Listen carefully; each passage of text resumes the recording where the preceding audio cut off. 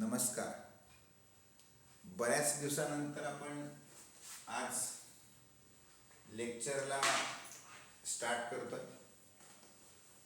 आज आपण refraction of लाईटची कन्सेप्ट समजून घेणार आहे. रिफ्रॅक्शन ऑफ लाईट काय फिनॉमिना आहे, काय बेसिक स्टडी आहे आणि रिफ्रॅक्शनमध्ये नेमके काय पॅरामीटर्स आहेत. रिफ्रॅक्शन ही जी कन्सेप्ट आहे, ही कन्सेप्ट आपण लाईटमध्ये स्टडी करू. याच्या अगोदरच्या कन्सेप्टमध्ये जर विचार केला तर आपण रिफ्लेक्शन विचारात घेऊ. पहिले 10th स्टँडर्डच्या स्टेट बोर्डच्या स्टडीनुसार तुम्हाला सुरुवातीला विचारलं आहे की what is reflection of light आणि लॉज ऑफ रिफ्लेक्शन. रिफ्लेक्शन हा फिनॉमिना आपण आपल्या रोजच्या डेली लाईफमध्ये ऑब्झर्व करतो. रिफ्लेक्शन ऑफ लाईट नेमकं काय आहे, तुम्हाला सगळ्यांना एक्सपिरियन्स असेल किंवा तुम्ही अनुभवलं असेल की आपण ज्या वेळेला एखाद्या मिररवर बघतो किंवा नदीच्या वाहत्या पाण्यात बघतो तर त्यावेळेला आपल्या डोळ्यांना लाईट पडल्यानंतर, मिररवर लाईट पडला किंवा त्या पाण्यावर लाईट पडला तर आपल्या डोळ्यांना एक विशिष्ट असं काही सेन्सेशन होतं. त्या लाईटचं रिफ्लेक्शनचं सेन्सेशन होतं. म्हणजे समजा आपण एक बॅटरी घेतली, टॉर्च घेतली आणि मिररवर त्या इन्सिडेंट केली, तिच्यापासून जेव्हा रे रिफ्लेक्ट होतील म्हणजेच आपल्या डोळ्यापर्यंत पोचतील तर त्या डोळ्यांना सेन्सेशन होईल आणि आपल्याला जाणीव होते की ते रिफ्लेक्शन होत आहे. म्हणजे आपण आपले डोळे असे लावू शकतो, असं एकदम बंद करू शकतो, एकदम असं करतो. याला कारण आहे की ते सेन्सेशन आपल्याला जाणवतं.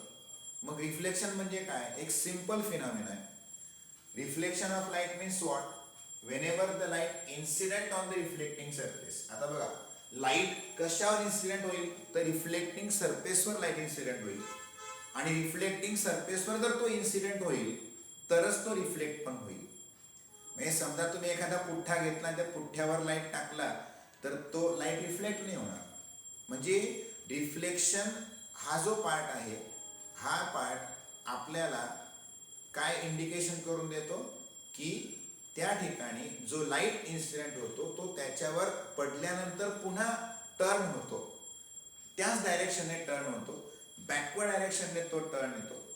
आपल्याला जी व्हिजिबिलिटी आहे ती सुद्धा रिफ्लेक्शन ऑफ लाईटनेच आपल्याला लक्षात येते. म्हणजे समजा बऱ्याच वेळेला तुम्हाला असा क्वेश्चन येईल की समजा आपण विचारलं की बा दिसण्यासाठी काय आवश्यक असतं, हाऊ टू सी, किंवा कुठले ऑर्गन्स वापरतात असं नाहीये. तर कुठल्या ऑर्गन्स डोळ्याने बघतो आपण समजा, पण डोळ्यामध्ये वस्तू डोळ्यांनी आपण बघतो तर आंधळा मनुष्य नाही बघू शकत, हे बरोबर आहे. पण समजा आंधळा व्यक्ती नाही बघू शकत, पण आपण जरी सुद्धा अंधारात गेलो, एखाद्या खोली आहे त्याच्यामध्ये अंधार आहे पूर्ण, तर आपण अंधारात नाही बघू शकत. रात्र झाल्यानंतर आपण अंधारात व्यवस्थित चालता येणार नाही, गाड्या धावणार नाही रोडावर. काय आवश्यक आहे, लाईट आवश्यक आहे. To see any object light is important, right. Light is important and reflection of light is also important, right. पण आपण रिफ्लेक्टिंग सरफेस कसं म्हणतोय की याच्यामध्ये आपल्याला ऍक्च्युअल रे रिफ्लेक्ट होताना दिसतात, हे लक्षात घ्या. ज्या वेळेला तुम्ही लाईट इन्सिडेंट करतात, इन्सिडेंट झाल्यानंतर रिफ्लेक्शन होतं, ते आपल्या डोळ्यापर्यंत पोहोचतं आणि आपल्याला आपली ती वस्तू दिसते. म्हणजे तुम्ही एखाद्या अंधार खोलीत गेलात, अंधार खोलीत गेल्यानंतर तिथे तुम्ही काय लाईट लावणार, मेणबत्ती लावणार, दिवा पेटवणार, तेव्हा उजेड येणार, उजेडामध्ये सगळ्या वस्तू दिसणार. असं तुम्ही कितीही बघण्याचा प्रयत्न केला दिसणार नाही. Light is reflected. Light is important to see any object. डोळे जेवढे महत्वाचे आहेत, पण डोळे असून सुद्धा आम्ही आंधळे असणार किंवा जेव्हा लाईट नसेल तेव्हा. म्हणून light is important phenomena to see any object. And at that time we also say that whenever light is important then reflection of light is also important. Whenever, what is reflection of light? Reflection of light is the phenomena of reflection from the reflecting surface of light exactly turned back in the same direction.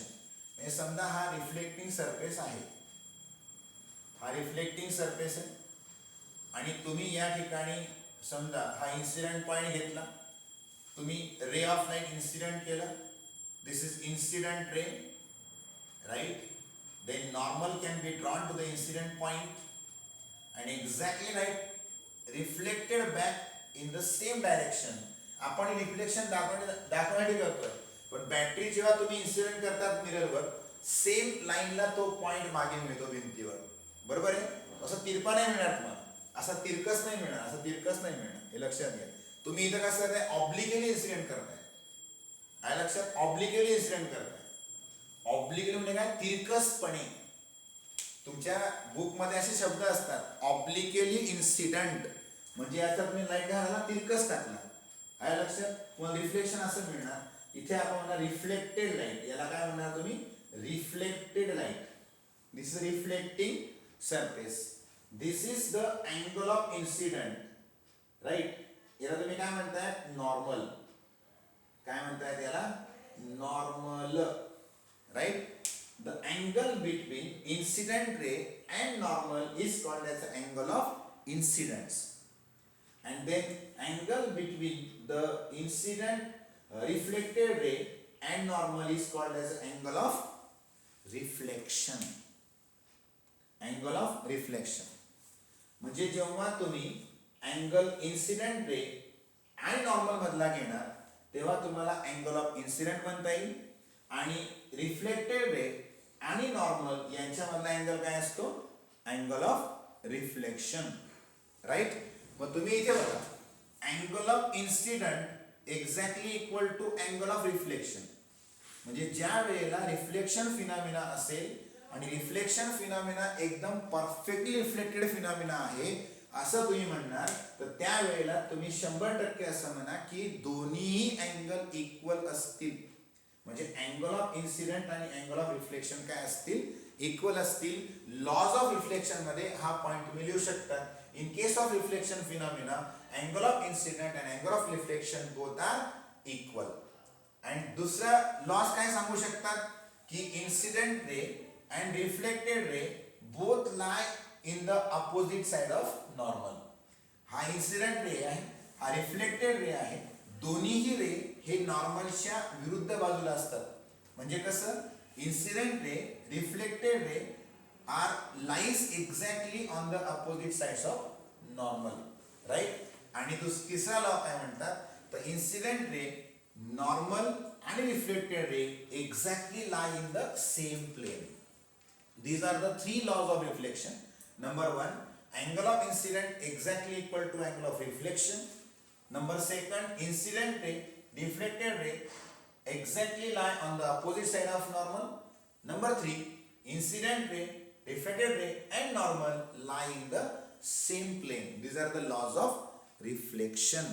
Understand? म्हणजे reflection of light कळलं की reflection of light काय phenomena आहे. When the light incident on the reflecting surface, the light is reflected back exactly on the same path. That is the reflection of light. Then laws of reflection तुम्हाला कळलं असेल की काय काय lodge आहेत, पण हा मेन फिनॉमिना आहे की angle of incident, angle of reflection दोन्हीही इक्वलच असतात. त्याच्यामध्ये कुठल्याही प्रकारे कॉम्प्रोमाइज नाही. जर समजा ते इक्वल नसतील तर फिनॉमिना काय येणार, मग तुम्हाला दोन पार्ट पडतात. हे झालं रेग्युलर रिफ्लेक्शन. म्हणजे फॉर एक्झाम्पल समजा स्मूथ सरफेस आहे आणि मग लाईट इन्सिडेंट झाला, रिफ्लेक्ट झाला, इन्सिडेंट झाला, रिफ्लेक्ट झाला, इन्सिडेंट झाला, रिफ्लेक्ट झाला. म्हणजे या ठिकाणी आपण बघू शकतो की प्रत्येक ठिकाणी अँगल ऑफ इन्सिडेंट हा अँगल ऑफ रिफ्लेक्शनच्या इक्वल आहे. कारण स्मूथ सरफेस आहे, याला म्हणतात रेग्युलर रिफ्लेक्शन ऑफ लाईट. पण समजा जर लाईट हा रफ सरफेसवर इन्सिडेंट झाला तर या ठिकाणी अँगल ऑफ इन्सिडेंट असं रिफ्लेक्ट होईल, कधी असं रिफ्लेक्ट होईल, कधी असं रिफ्लेक्ट होईल. अशा पद्धतीने त्याला म्हणतो आपण irregular reflection of light. These are the types of reflection of light. Regular reflection मध्ये तुम्हाला हा फिनॉमिना दिसेल, इररेग्युलर मध्ये मात्र हे दिसणार नाही. Angle of incidence is not equal to angle of reflection. हे लक्षात घ्या, इक्वल नसेल. समजलं, कळलं. असा जो फिनॉमिना पुढचा आमच्या स्टडीमध्ये येतोय तो refraction of light. Refraction of light हा फिनॉमिना खूप काही आपल्याला डेली लाईफमध्ये पण आपण अनुभवतो आणि याची ॲप्लिकेशन्स पण खूप आहेत. आहे लक्षात? Refraction of light. आता बघा, बऱ्याच वेळेला कसं असतं की हा लाईट एका स्ट्रेट लाईनमध्ये चालणारा भाग आहे. Light travel in a straight line, right? Light travel in a straight line असं म्हणतो आपण. प्रकाश किरण एका सरळ मार्गाने प्रवास करतात आणि आपल्याला एक 7-8 स्टँडर्डमध्ये आपल्याला एक्सपेरिमेंट करून दिला जातो. एक्सपेरिमेंट एक 3 आपण असे पुठ्ठे घेतो, म्हणजे असे कार्ड शीट घेतो आणि त्याच्यामध्ये आपण तिघांना एका सेम हाईटला होल करतो आणि त्या तिघं सेम हाईटमध्ये आपण त्यांना असं स्टँड लावून असं ओपन करतो. असं बघितलं असेल, तुम्ही शिकले असाल बरोबर. इथे स्टँड आणि सेम हाईटला असे होल असणार बरोबर.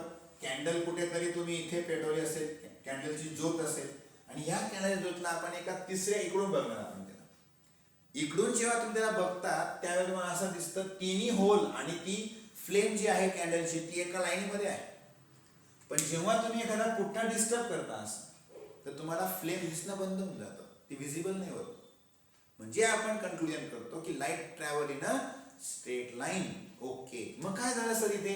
ज्या वेळेला तुम्ही इन्सिडेंट केला, रिफ्लेक्टिंग सरफेसवर केला, तर लाईटने असं जायला पाहिजे होतं ना, त्याचा मार्ग असा सरळ होता बरोबर आहे.